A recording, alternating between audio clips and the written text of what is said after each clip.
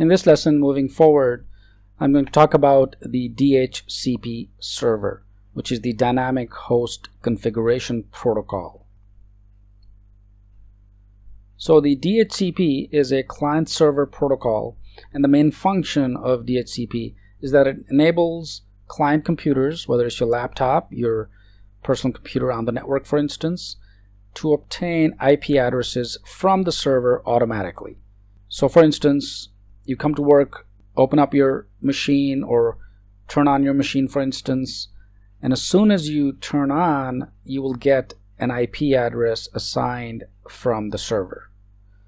The IP address might include the following: the IP addresses. You may also get assigned a subnet mask, gateway addresses, DNS server address, and other options as well. The DHCP server service provides two benefits. One is the reliable IP address configuration, and the other is to reduce network administration. Because having static IP addresses assigned to all computers on the network can become cumbersome at times. What if you had 5,000 computers on the network? So it's easier to just have the server assign IP addresses once the client computer is switched on. Before the DHCP server can actually start leasing IP address to client computers, the following steps must be performed. We need to install the DHCP service on the server, configure the IP scope or the range of IP addresses, activate the scope, authorize the server, and then configure other options if required. So once again, the basic idea, the concept of DHCP server is that you define a pool of IP addresses based on your own subnet, and then server would automatically start leasing out IP addresses to different computers.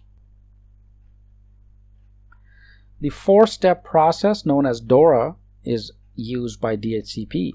So the first is discovery. The client sends a broadcast to the network to find a DHCP server. So as soon as you turn your computer on, it's going to go out there and seek a DHCP server because it does not have a static IP address assigned to it. The second step is the offer.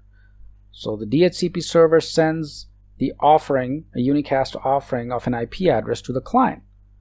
The third step is the request. The client then broadcasts to all servers that it has accepted the offer. So now everyone on the network knows that a certain IP address has been assigned to this computer so that it cannot be duplicated.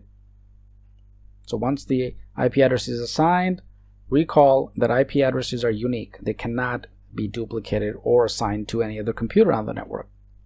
The fourth step is the acknowledge. The DHCP server sends a final unicast to the client computer that includes the IP information the client will use. So now the server completes this process. The DHCP service utilizes ports 67 and 68 to do this. The real motivation for using DHCP, for instance, the configuration parameters for network hosts, the IP address is required, the router address, and the subnet mask.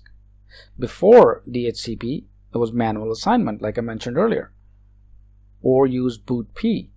So either way, instead of assigning static IP address, static subnet mask going to each node, what if you have a network that once again has over 5,000 computers? It takes a long time to do this, right? So that's one of the motivation for using DHCP, is to reduce the work. Here's the structure, just a preliminary structure of a network. So you may have DHCP clients, for instance, the 3 client computers.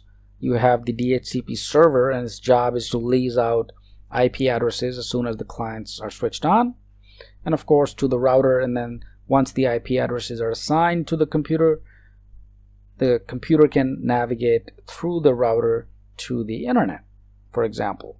So the port numbers again are 67 or 68 that DHCP server uses, and it uses the UDP. So in this lesson, just briefly wanted to demonstrate and actually show you, talk about what DHCP server is, the main function of the DHCP server, and how clients obtain their IP addresses. So I hope this helps. let's move to the next lesson.